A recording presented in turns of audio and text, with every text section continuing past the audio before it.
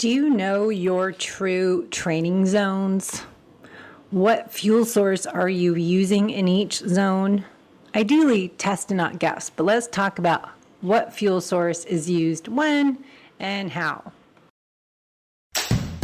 Welcome to the Low Carb Athlete Podcast, where we focus on discussing topics to help you burn fat, optimize health, and improve performance in life and sports. Transform the whole you from the inside out with the holistic method.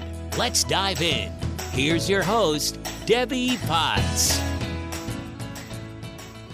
Hello, my favorite low-carb aging athletes. I just wanted to share with you a special coupon code that I have from one of my favorite supplements, BioOptimizers. BioOptimizers has some great products that I often recommend to my health coaching clients based on their nutritional therapy analysis and their functional labs and food log symptoms that we look at. And a few of those are from BioOptimizers called HCl Breakthrough, Gluten Guardian, Magnesium Breakthrough, Capex, and their Masszymes enzymes, which is the strongest enzyme formula ever. And it has 5 different kinds of protease. Often we don't digest our food properly. So we are what we eat, but we also are what we can properly break down and absorb. So learn more from BioOptimizers. Check out their website and use our code LowCarbAthlete next time you go to purchase something. Enjoy. All right, another rabbit hole podcast episode. And you may hear some wind. I'm in my glass house and there's some Santa Ana winds. It's December 15th and it's 80 degrees outside. So gotta like the weather in Southern California.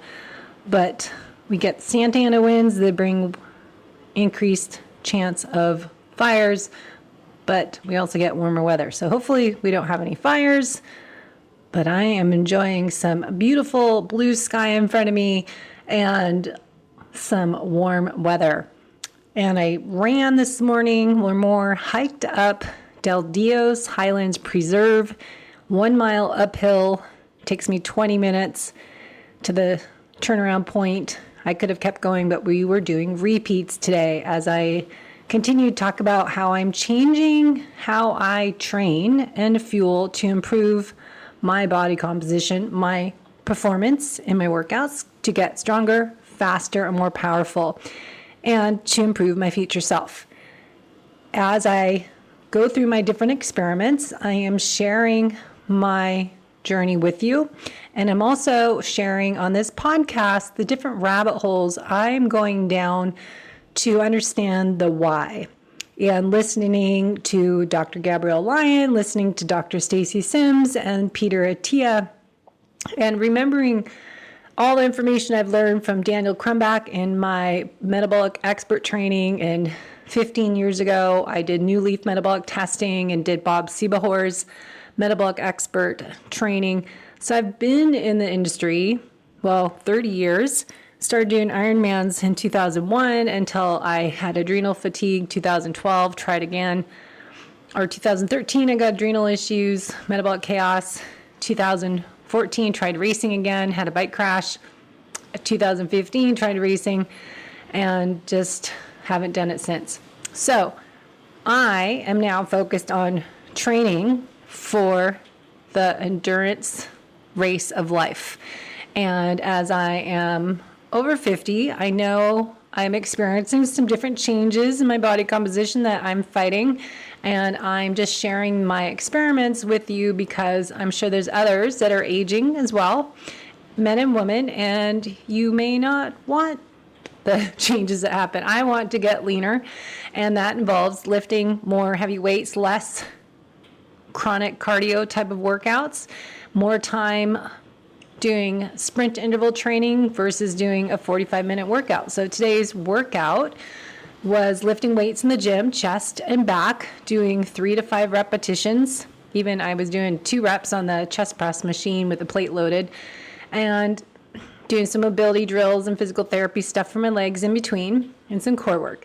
Then we went to the nearby trail close to our house. That's Del Dio's Preserve. It heads up to top of what's called Elephant Forest, some more trails behind it. But to get to the top, it's a little over a mile, and it's super steep, good leg workout. So run, walk, hike up, and then run back down. So kind of the Jack and Jill workout 2 times. And so I did some high-low heart rate, but more focus on strength, and then running downhill and good footwork. So Wednesday, my sprint workout was stair repeats and hill repeats.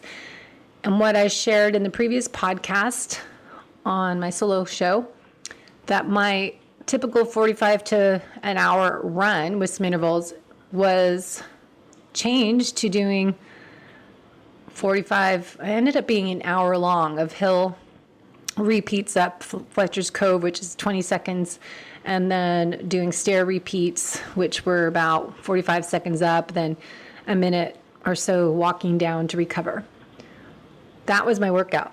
You don't look at the mileage because it was only like 3-something miles on Wednesday. Today's workout was only 4 miles. So it's not about how many miles I did, it's about quality over quantity. So really focusing on that change in my workout schedule, plus my master swim workout is more about going hard, going easy, doing short bursts of energy. That is what I, Debbie Potts, needs as an aging female athlete. What do you need to work on? Ideally, we can do your metabolism test, PNOE, find someone near you that can help interpret the results, because most people just give you the report and don't make sense of the results, and then apply them to your fueling program and workout program. Today's podcast, we are talking about what fuel are you using in your workout. So when we do PNOE metabolic testing, I am having the fun part of figuring out your 5 training zones based on lots of information. So I'm looking at different places where the fuel source switches. And with that switch and the fuel sources, I'm able to see what you are burning and how are you breathing? So we're looking at the breath analysis. So when I'm doing your heart zone training tracking, just to go over and let's talk about the fuels used. Excuse me. So zone 1, we're finding that adjusted fat max with the least amount of carbohydrates. Zone 1 is more your recovery zone. This is a point where you're higher fat and lowest carbs and the most calories. Top of zone 1 is your adjusted max fat range based on what I figured out in your results, and then minus 10 to 15 beats is the bottom of zone 1. This is a zone that stimulates the highest fat utilization and lowest carb use to identify the intensity. This is where you're working on recovery.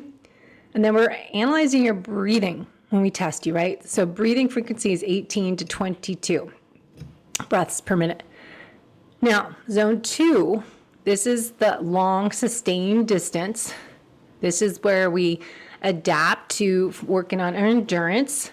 The bottom of your zone 2, this is your adjusted fat max that we just discussed. The top of your zone 2 is the crossover point. So we're switching fuel sources in zone 2 to your zone 3. So we'll talk about that next. Fat to carbohydrates. It doesn't mean where your fat adapted. It's talking about I'm using mostly fat fuel and then I'm switching to mostly carbs. The switchover point, not exact number, but we want to look at where you start to see that crossover point. So the later the crossover point is for you, the more efficient at fat burning you are. So your score on the report will be higher, and metabolic efficiency. We'll talk about what is aerobic glycolysis. This is a main fuel source using fat before switching to carbohydrates in anaerobic glycolysis. We'll explain that. Fat is a main fuel source. That's what we're using before we switch. So aerobic glycolysis. The breathing rate, we're also looking at how much are you breathing is your zone 2, is 22 to 28 breaths per minute. And then tempo, we call zone 3. which is often that black hole training where a lot of you are training thinking you're zone 2, but you're really not. And it's also called the gray zone or the black hole training, or what Dr. Stacy Sims says, that zone where it's not easy enough to be easy and it's too hard to be easy, too easy to be hard. So it's not your sprint HIIT training, it's not your zone 2, it's that in between. So this is where some of you might need to train if you have cardiovascular issues. We need to work on some heart health. We identify this zone. The bottom of it's going to be your carbohydrate to fat crossover, and the top of it is what we find where the fuel source starts switching your VT1, ventilatory threshold, not VT2, minus 10 beats. So that's going to be the top end of your zone 3. This is where we're seeing that switch to more anaerobic glycolysis. So different fuel source here than you were in zone 1 or 2. So we're looking at your breathing frequency. This will start to change as your fuel source changes, and your body is smart with these chemoreceptors. They're responding to the change in breath frequency to maintain the balance of your pH level. So we're getting more what will go into lactate. Breathing frequency is going up. Before zone 2, we're 22 to 28. Now zone 3, we're looking at your breathing frequencies around 26 to 32. Then we hit more that higher intensities, zone 4. Now, zone 4, this is going to be that bottom that we identified, the VT2 minus 10 beats, and the top of your zone 4 is going to be more correlating with your breathing frequency. So this fuel source, we'll go into this as well. This is increasing your acidosis. Your fuel system changes to phosphorylation, buffering more until we hit zone 5 or exhaustion. So we see the speed and your pH balance changes in zone 4. Your breathing frequency has another change. So zone 3, we said 26-32. Now zone 4, we're seeing an extra drive. We're going up a level. Next gear, right? Gear 4. So we're going 30 to 40 breaths per minute. So we're tracking that breathing frequency, and where that zone 4 to zone 5, you'll start to see you went from 30 to 40, and then we increase intensity every minute here. So we're increasing your intensity in your test to identify your zones. Where we see you're shifting from that breath work of 30 to 40 breathing frequency rate to 40 to 50, we know where we switched to zone 5 because we have this increased rate need for more energy, ATP, to keep up with the intensity. And we have more byproducts from this fuel source of lactate and phosphocreatine. So we have more acidic environment. So we have that byproduct. We work on improving, metabolizing, and getting rid of that metabolic waste with our recovery into zone 1. Now, so the more you do this, the better you get at removal of the waste products. So the type of workout here we'll go into is at medium length intervals, at 1 to 5 minutes max. Fuel source we talked about is lactate, phosphorylation. Breathing frequency is 30 to 40 or 32 to 40, getting up there. And then the top zone, zone 5, this is where we start to see that breathing frequency changes. We have this second drive of your breath. So the first drive was more hitting into your zone 4, and then we hit zone 4, and then we go into zone 5, where we see your breathing frequency is 40 plus breaths per minute, going up to 50.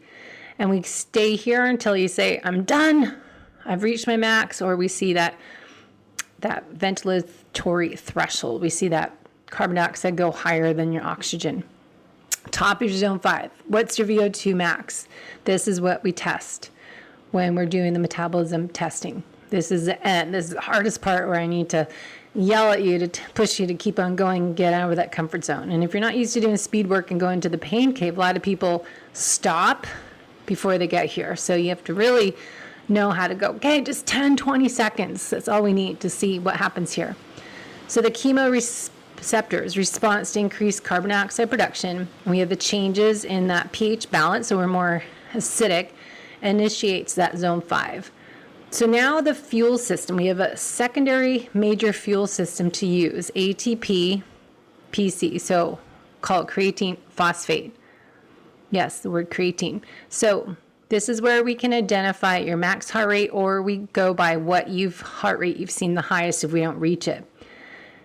This is the zone 5 that a lot of people are talking about to improve longevity. We've got zone 2 and then zone 5, everyone's talking about. Mitochondria density is improved here. Improved coordination, strength training. This is when you're doing those hill repeats, short, all out, 10 to 20, 30 seconds. You shouldn't be able to do more than that. If you can go more than that, you're not zone 5. They should be like, oh my God, I don't think I can make it another 5 seconds. You're going hard as you can. Strength, power, speed. Using a different fuel source, you're working hard. Now, if you've been listening to my many podcasts on this topic, your intensity is super all out, as I just said, but you have to get there and stay at that zone 5, RPE 9 out of a 10 or 10. You're going to your max. Once you hit that hard as, oh my God, it's just this, like, this is tough, you need to stay there 10 seconds to 30 seconds max. And then you should know what happens next. You come down to zone 1. Hit zone 1, stay there at least 20 seconds to 60 seconds. That is true sprint interval training. Okay, so now let's go into the fuel sources again used and what they are. So zone 1 is free fatty acid. Zone 2, aerobic glycolysis. Zone 3, anaerobic glycolysis. Zone 4, lactate phosphorylation. Zone 5, ATP-PC or the CRP. So you've got different fuel source used. So that will give you an idea, depending on your workout you are doing, what is that plan? What is that workout for the day? What fueling plan do you have to improve performance? How are you timing your nutrition around those workouts?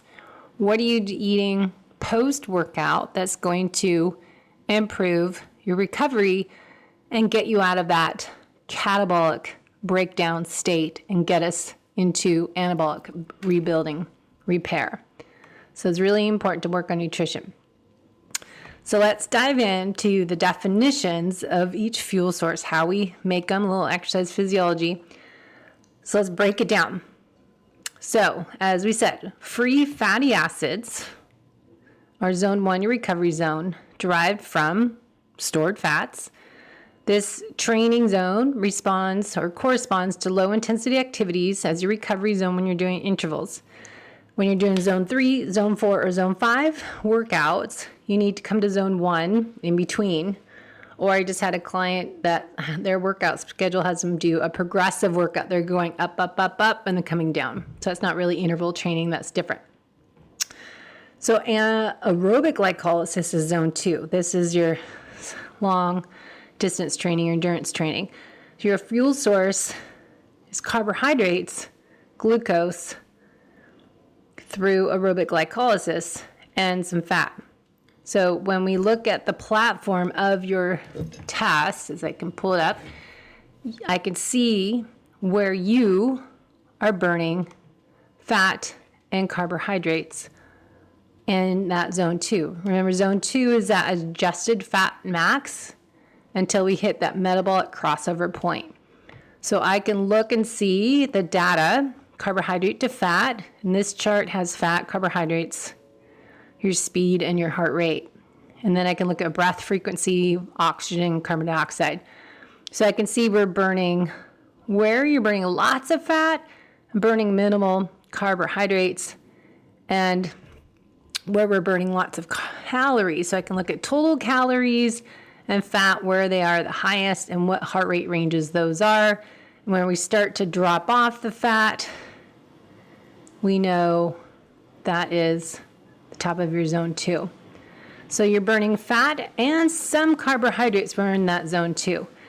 Aerobic glycolysis, fat and carbs. Okay, so then we hit zone 3. That's going to be that 10, 20-minute pace workout, right? That's where you're doing more tempo workouts that you're staying. Zone 3 is a 10 to 20-minute pieces. And then you do a 4 to 8-minute recovery into zone 1. So if you're doing 10 minutes, go down to zone 1 for 4 minutes and then go back to 10 minutes or 20. Good for your half marathon training. Now, remember, if you're doing long tempo workout, longer intervals, that's up top of zone 3, bottom of zone 4. So that's 5 to 10 minute pieces with 2.5 to 5 minutes recovery, zone 1 in between. All right. So when we hit zone 3, those tempo, longer intervals, carbohydrates with emphasis on anaerobic glycolysis leading to lactate production. Zone 3 involves tempo, longer intervals, increased intensity. The body relies on more anaerobic glycolysis to produce energy, leading to lactate accumulation. Then we hit zone 4. Lactate is a fuel source. ATP is created energy from the lactate, and phosphocreatine contributes to the energy production. How we're refueling that intensity, that medium interval, 1 to 5 minutes, or 30 seconds to 5 minutes. So zone 4, more higher intensity. This is where we're having more lactate metabolism, phosphorylation for energy. Then we hit that zone 5, sprint interval training. Phosphocreatine is a fuel source. Because we're working so fast, we need quick, instant energy. So this is for that quick burst of energy. So short intervals with high intensity efforts. The body is using the ATP-PC system for immediate energy needs. So the fuel sources associated with the different training zones reflect the body's metabolic adaptations to varying exercise intensities. So when we do your metabolism testing on the treadmill or bike or erg or whatever you're using in your training, those zones will change over time if we're working on setting specific goals based on your test results. Test every 3 months, and then those zones will change. Like the client I just had, he had a huge zone 2. He needs more time in zone 4 and zone 5. So lower intensity zones are more aerobic fat oxidation, while higher intensity zones have a shift towards anaerobic glycolysis and the ATP-PC system and lactate. So it's not aerobic or anaerobic, it's just changing fuel sources in zone 1 through 5. We want more rapid energy when we're at that high intensity interval training. So that's why we talk about fueling for those workouts so you can go hard and then recovery foods afterwards. So zone 1 and 2, you have free fatty acids available for fuel, so you don't need to really add those carbs. That's why we talk about strategic carb timing based on the intensity and the duration. So if you're doing a zone 2 but longer, you can add some carbs with some fat and protein as a good clean energy bar halfway through your workout or after an hour and a half if you use EndurIQ's suggestions. So zone 1, free fatty acids are broken down, and that's where we have more oxygen available. So we have more time to metabolize fat that's stored in our body, breaking down fat tissues. Adipose tissue releases triglycerides. Those are broken down into glycerol and into free fatty acids. Beta oxidation, free fatty acids undergo a process called beta oxidation in the mitochondria. This is where you hear about that Krebs cycle. This process breaks down free fatty acids into acetyl-CoA, which enters the Krebs cycle, part of the aerobic metabolism. Acetyl-CoA is generated from those free fatty acids, and that will help us produce energy via the Krebs cycle. And you'll see some other words in that Krebs cycle uses cofactors, NAD, NADH, FAD, So we want to get into the science, exercise physiology. It's the electron transport chain. So this is what you learn in college and you forget all about, but everyone can go into Krebs cycle electron transport chain to produce ATP through oxidative phosphorylation. That's in our zone 1. Zone 2, long, slow distance, steady state, endurance cardiovascular workouts. We're aerobic metabolism, we have oxygen readily available, similar to zone 1, free fatty acids. But as you go top of zone 2, you'll have a little bit more dependence on carbohydrates as intensity goes up. So zone 2, as I said, I can see this when I do your metabolism testing where you start to have more fat and the carbs start to go up as intensity goes up, and the fat to carbs gets kind of in sync, and then it drops down. So we find that metabolic crossover point where you enter in more what we call zone 3. So zone 2 is the optimal intensity for fat oxidation. This is what Peter Attia keeps talking about, the zone 2 for longevity to improve your VO2 max. The body's using fats and carbohydrates for energy, as I said, and the balance depends on factors as how you're training and your fitness level, and I would say how you're eating and a lot of other factors. So the zone 2 is where we adapt to more endurance, going longer. So this is why we've done this in the past for endurance athletes, staying here 80% of the workout, 20% you're doing interval training. But if you listen to my information from Dr. Stacy Sims, if you've been doing endurance training as myself for 25 years, I just need my long distance training on a weekend, 1-2 times a week, and then do my short intensity, minimal effective dose in zone 4 and 5. So we have optimal fat oxidation, zone 2.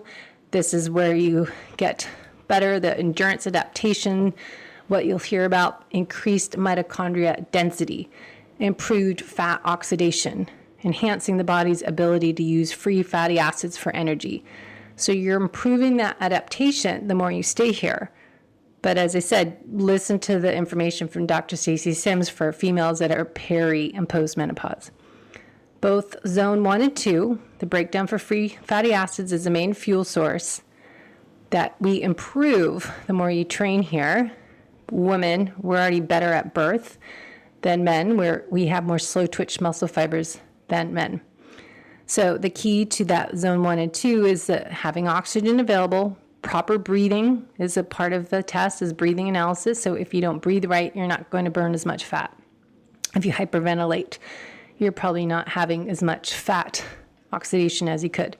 So we need to identify your limiters and probably for that person work on breath exercises, breathing exercises. So we want to improve our metabolism of fat through beta oxidation and energy production in the mitochondria. So that kind of goes over what is aerobic glycolysis versus anaerobic glycolysis. So the word glycolysis, you'll hear a lot about. That's referring to aerobic glycolysis is the presence of oxygen. It takes place in the cell, cytoplasm of the cell. And the end product of glycolysis is pyruvate. Aerobic glycolysis, more efficient in the terms of energy production as compared to anaerobic glycolysis.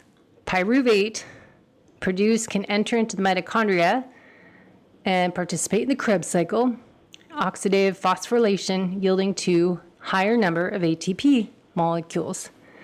Then you get into anaerobic glycolysis, more zone 3, less oxygen available.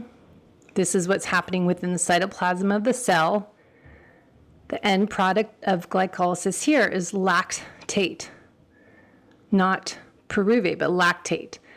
Anaerobic glycolysis is less efficient in terms of energy production as compared to aerobic glycolysis.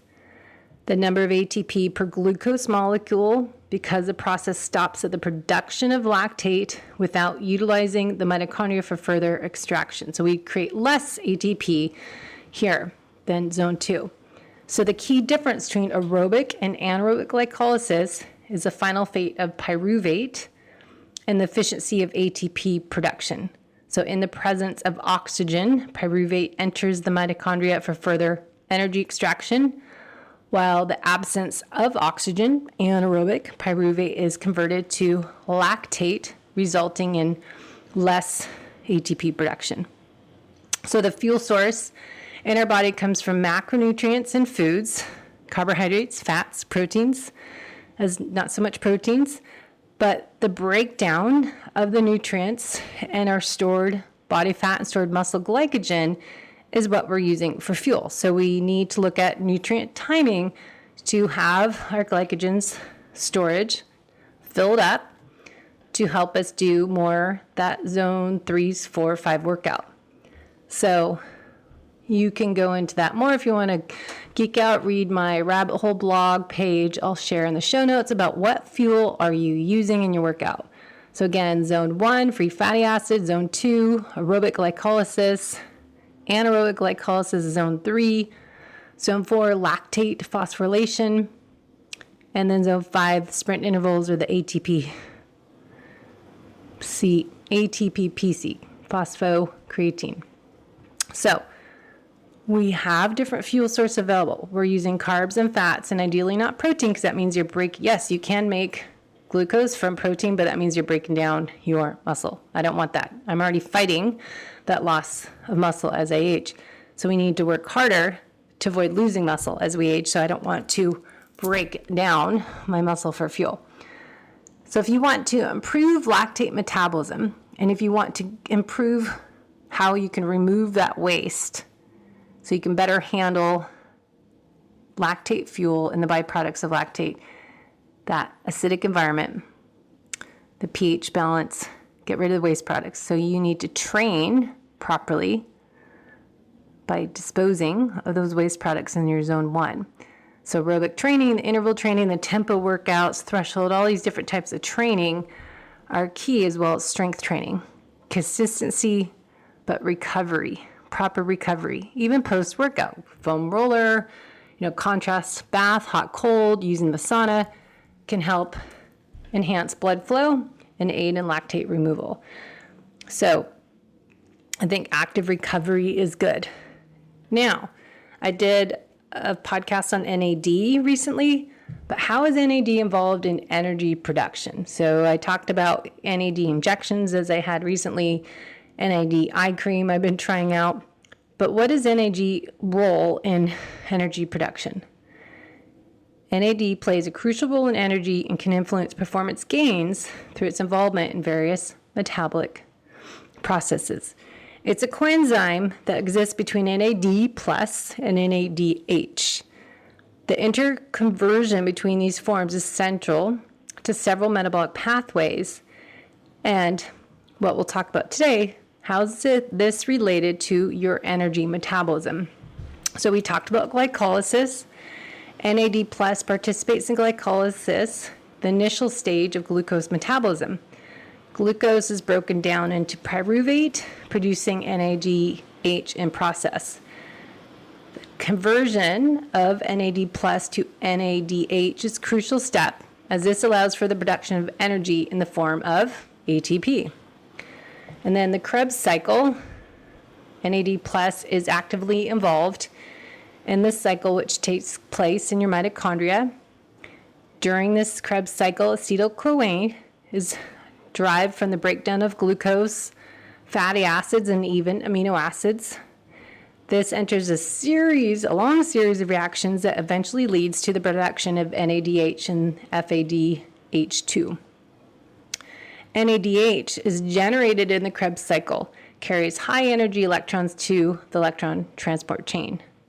So I won't bore you, but there's a lot more to it, but it's something you'll hear a lot about NAD+. And I just wanted to touch on this because why is NAD supplementation or IVs and injections such a big thing? Well, it's involved in your energy production. So you can learn more about the electron transport chain and how we need NAD in part of this process. And NAD plus or NADH is a key player in oxidative phosphorylation, the final stage of aerobic respiration. So we need to have NAD plus in the body or to functioning our energy metabolism to function at optimal level. NAD plus is a critical coenzyme that helps facilitate energy production in the cell, in the mitochondria. It's involved in glycolysis, the electron transport chain involved for conversion of nutrients into ATP. So if we don't have the right cofactors, we can't create as much energy, ATP. So also you'll hear about the word sirtuins. There's a regulation of sirtuins by NAD+. This suggests a role in cellular processes that can contribute to improvements in performance, endurance, and overall fitness. So maintaining optimal NAD+ levels is important to our metabolic health and, of course, your peak performance gains and being more resilient as you age. So I would look into this. I think it's interesting to try it out if you have the money. It does cost money to get one shot, but if you are looking to optimize your health, it might be a good supplement to take. Injection, I do not so much the IV. So how can you maintain or boost NAD levels without an injection? So there's NAD boosting foods as niacin, vitamin B3. Niacin is a precursor to NAD+. Foods rich in niacin are meat, poultry, fish, and certain nuts and seeds. So getting your protein in, you'll get that niacin. Tryptophan is an essential amino acid that can be converted into niacin into the body. Foods rich in tryptophan, as you know, turkey, Thanksgiving, chicken, fish, dairy products, and nuts. So again, getting your animal-based products. Nuts, you have to be careful. One, you can easily overeat nuts and also not digest them because often people inhale them and not chew them. Intermittent fasting, time-restricted feeding, that 12 hours we talk about, may enhance NAD+ levels. During periods of fasting, the body may upregulate NAD+ biosynthesis. Exercise, we like to hear that. Exercise, regular physical activity has been associated with an increase in NAD+, both aerobic and resistance exercise can improve NAD metabolism. Sunlight exposure stimulates production of vitamin D in the skin. This has been linked to increased NAD+ levels. However, they say the relationship between sunlight exposure, vitamin D, and NAD+ is complex, and there'll be more research. But side note, make sure you get your vitamin D levels measured. You want to be 60 to 80 is what most people suggest in functional medicine. The doctor will say, I think 20 to 30. So if you want to be normal, not so great.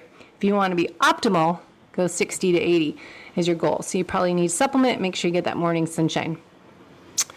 All right, so through nutrition, get the right nutrients, support overall health. Metabolic health is what we're talking about. Vitamins and minerals deficiencies can affect NAD+ metabolism. And then there's stress. Stress impacts everything, I always say, right? Chronic stress and inflammation may deplete NAD+. So if you're super stressed, also, I don't see it on my list, but alcohol and poor sleep, chronic stress, that will deplete your NAD+ levels. So I know people taking NAD, but they're also drinking every night and not sleeping well. So you're really not getting any gains if you don't work on the whole you. So incorporate stress management techniques as meditation, yoga, mindfulness. I would add in alcohol, avoid alcohol more than twice a week and limit it to 2 drinks max each time you drink. Get out of that nightly alcohol intake. Adequate sleep is key as well, as I said.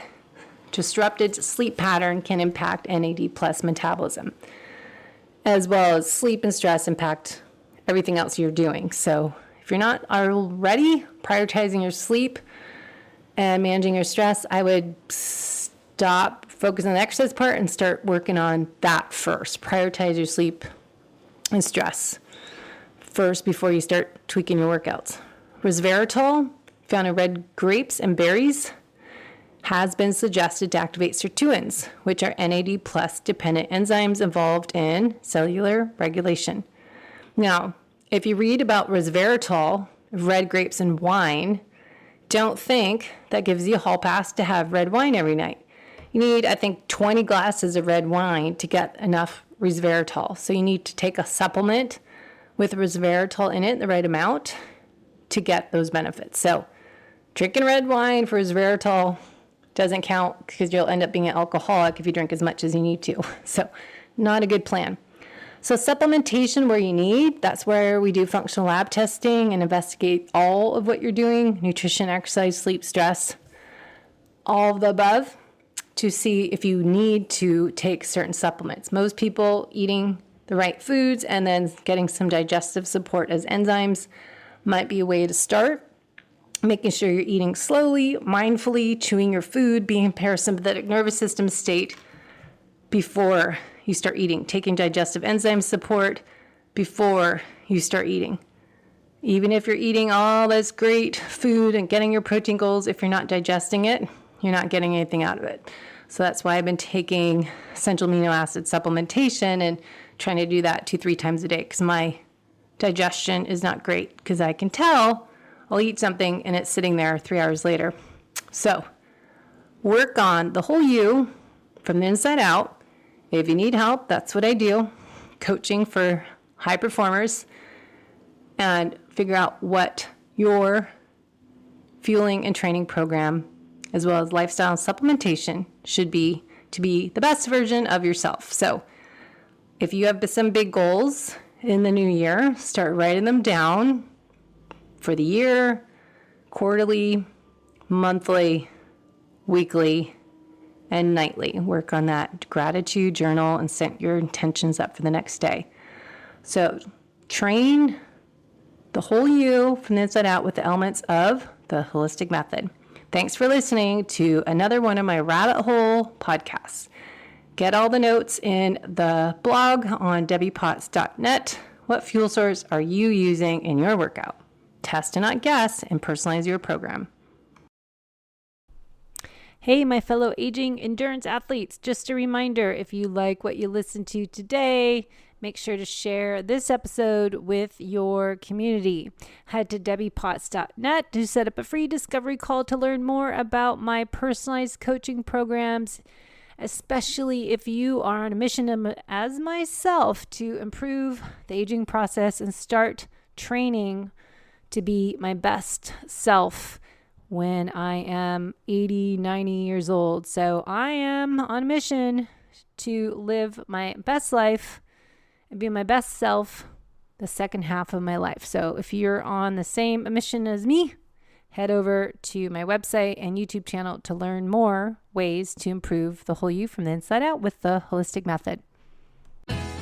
Thanks for listening to the Low Carb Athlete Podcast. If you have any questions, feedback, or topic suggestions, let us know on Facebook or at debbiepotts.net. You can help us continue and grow by leaving a review on iTunes. Thanks again, and see you next time.